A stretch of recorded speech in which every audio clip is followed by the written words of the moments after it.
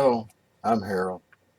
Uh, Today we'll have a little show and tell and wrap up a few things. But I was watching a Kilroy video, and he mentioned that Tom Lipton had started to use Dicam because he said his aging eyes weren't what they used to be.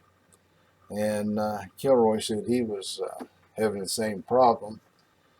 Well, they're pretty far behind me. I got a lot more age on me than they do, and I already know about it. But that reminded me of excuse me, of a video that I was watching where some scientists are experimenting with trying to rejuvenate old mice. It seems that they started out. My sinuses are bad today. They started out hooking up the blood system of a young mouse and an old mouse, and they noticed that it rejuvenated the old mouse quite a lot. He was, improved his cogitation, his thinking, because us old geezers don't think too good. Of course, some of us never did, but anyway, that seemed to restore a lot of youth to the old mouse. So then they got to experimenting around with it, and they figured that obviously whatever it is in the blood, so they separated off the blood, got the blood plasma, and they could see that the blood plasma was what was carrying whatever factor it was that made the older mice, get rejuvenated. And so they decided to try that with human plasma, and it seemed, from young humans around 20, and they used that on the old mice, and it too seems to rejuvenate an old mouse and improve their thinking and everything. And there was a real neat demo where they had two mice that were brothers, from the same litter, and one of them had aged normally, and the other one they had spent about 3 weeks giving him blood plasma from a young human, and they had a big table with holes in it, and one hole was the escape hole, and it had a big arrow there. Well, the old mouse that didn't get any treatment couldn't find the hole. He was walking around looking in all the holes, even though he had, found it before. And his brother that had been treated, he looked around a little bit, spotted the arrow, and went over there and went down the hole. So apparently it works, which I guess is kind of creepy, because next thing you know, there's going to be a bunch of rich old geezers buying their own blood banks, Got to happen. We'll see how this all comes out in the future, okay? And remember, there's another subject I was thinking about was political correctness. And political correctness, as you know, is a doctrine it was recently fostered by a delusional, illogical minority and promoted by sick mainstream media, which holds forth that the proposition that it is entirely possible to pick up a turd by the clean end. You may need to listen to that all the way through again to catch it, but there you are. And I'm going to have a little show and tell. I've got a pistol rest that I'm going to show you, and we're going to, I guess for now, we'll wrap up on the installation of the wiper motor on my mill head. I've got the power supply installed and got the wires all run and neatly covered up in a protective covering, and it works. So it's not wonderful, but it works. And that's the main point. I think sometimes maybe I should have got maybe a 24-volt power supply instead of a 12. That would give it a little bit more kick, but it's going up and down just fine. So I guess we'd better right now just leave well enough alone. Before we get into that, I'm going to tell you about this redneck joke. There was a bar out there in Arkansas, and this old Irishman goes in there, and he can barely hobble along, and he has a hard time getting up on the stool, and his legs are all stiff, and he's got joint pains. And he orders a shot of Irish whiskey, and he looks down at the bar, and he asks the bartender, "Is that Jesus Christ down to the end of the bar?" And the bartender nods, "Yeah." He says, "Give him a shot of Irish whiskey too." So After a while, this Italian guy comes in, and he's all, bunged up, and his back's all hurt. He barely manages to crawl up on the stool, and orders some Chianti, and he looks down the bar and says, "Is that Jesus Christ down there?" And the bartender nods, "Yeah." He says, "Well," he says, "give him a glass of Chianti too." And of course, after a bit, here comes Bubba.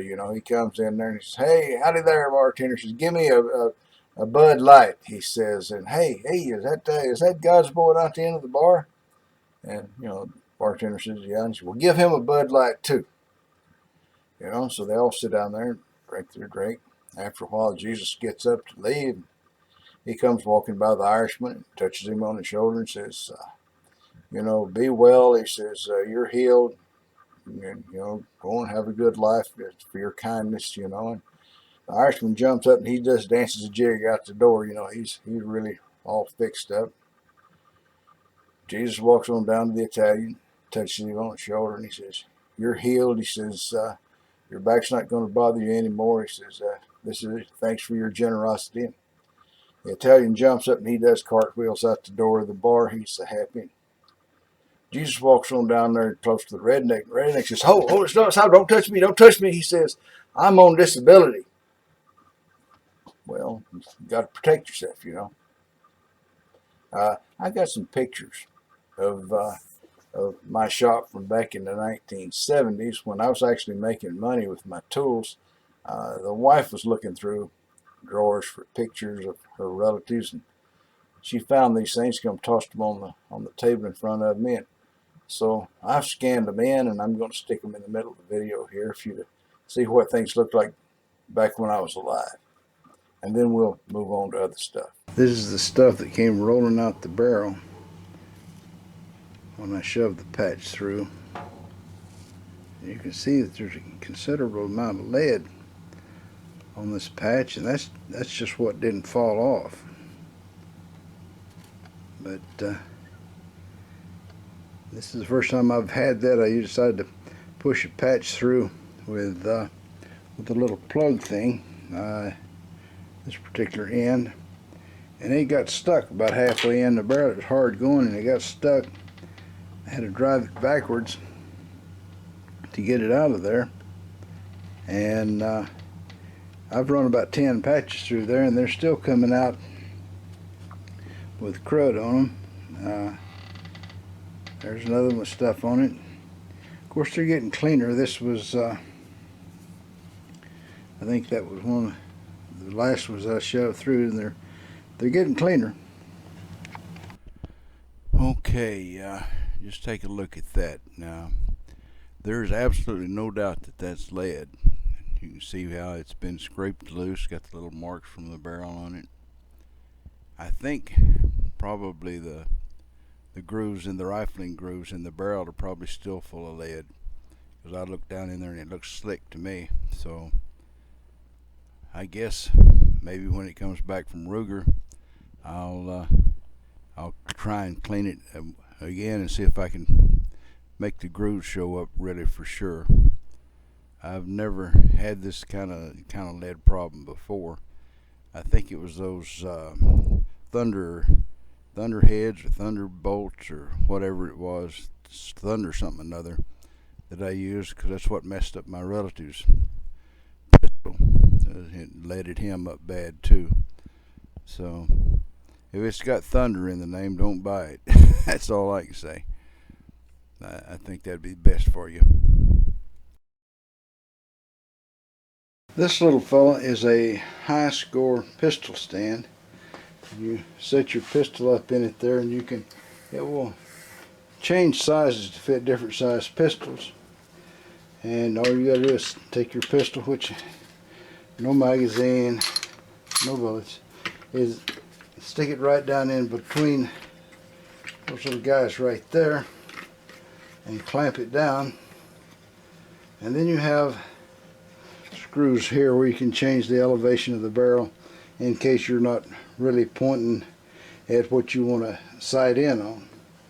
If you turn it around this way, you see I put a little level on there, so this table's not that wonderfully level.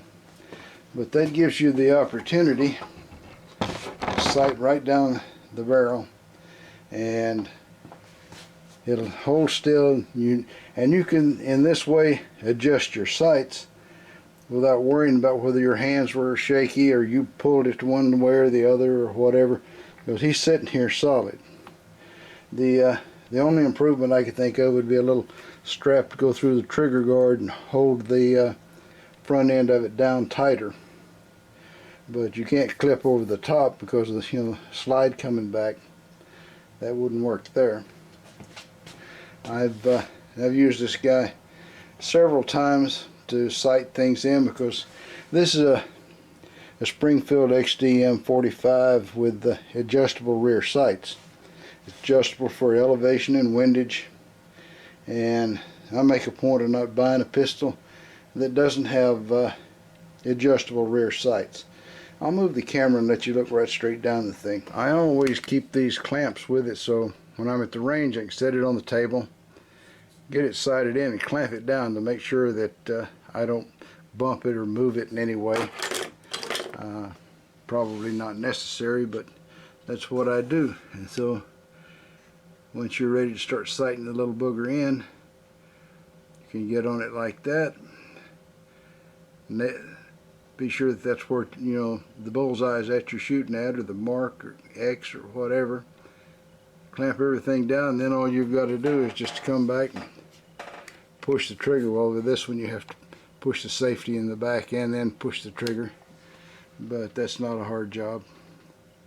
I don't know if I've never actually seen anybody else with one of these, so I may be kind of odd in that, but I think it's a very handy little contraption to help a guy sighting in his pistol. I just dropped this stupid camera, which is the second time I've done that. I got this little thing here. It's a mist lubrication system deal, and this little tube right here had a little plastic fitting in it, and being the smart guy I am, I thought, well, that was just a plastic plug to protect the threads.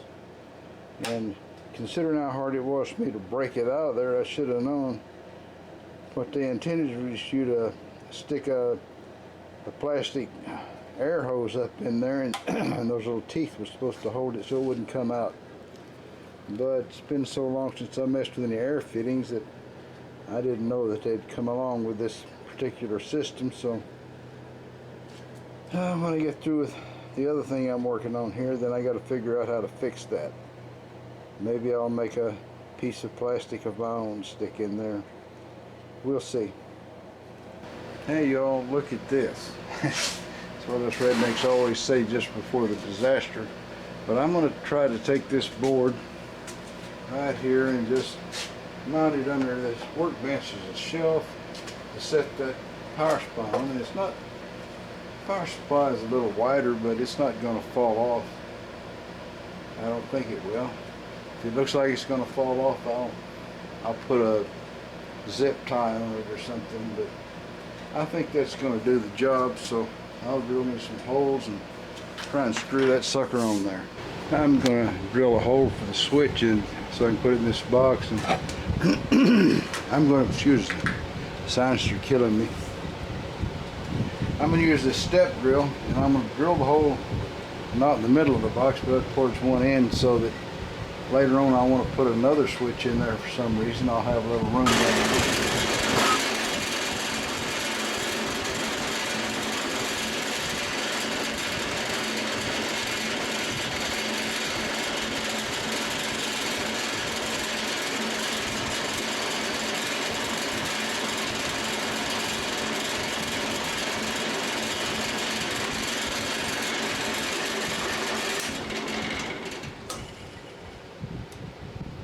Stuff gets in the way.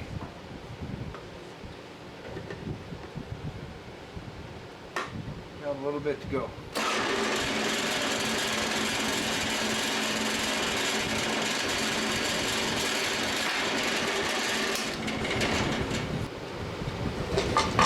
These little steps don't go far enough to go all the way through, so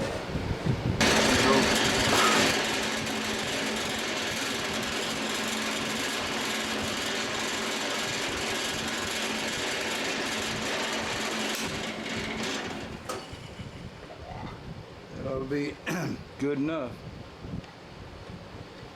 Well, we need a place for the wiring to go through, so that's another little hole. I'll put it a little offset so it won't be in the way of something else in the future.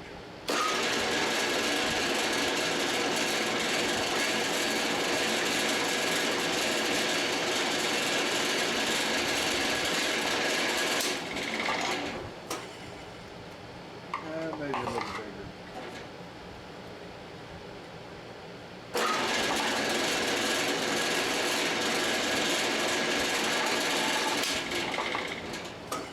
That'll do for wire to come through, I think. Okay, there's the switch. When I lift up one, the head goes up. When I push down on it, the head goes down. Not sure if I can show you that from here, but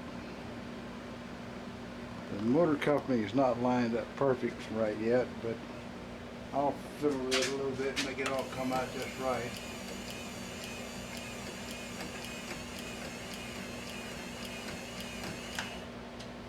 So that came down. It goes up a lot slower than it came down, but I've got the wires tucked into a little wiring harness there, and I think it's all going to work out really good here. It may not go up fast, but it goes up. Probably I should have got a 24 volt power supply instead of 12 volt, but it's certainly got enough power to run it up, and it doesn't get hot, so I'm thinking that that'll do the job. Not overloaded, not too hot. A little sloppy on the coupling there because it makes the motor wobble just a tiny bit, but I'll tweak that a little bit every now and then when I go by. But I'm saying this job is done. Okay, I had both sides of a two-car garage here. My press, as you can tell, is a nice shiny yellow. In fact, there's two of them there. One of them is in the process of being put together to sell, and the other one I'm using. But of course, back then the yellow was new. There's both my boring machines. I've got the Quickway there, the little one, all took apart out in the garage, so I may never get around to putting it back together. And then again, I might, who knows, but it's not looking hopeful.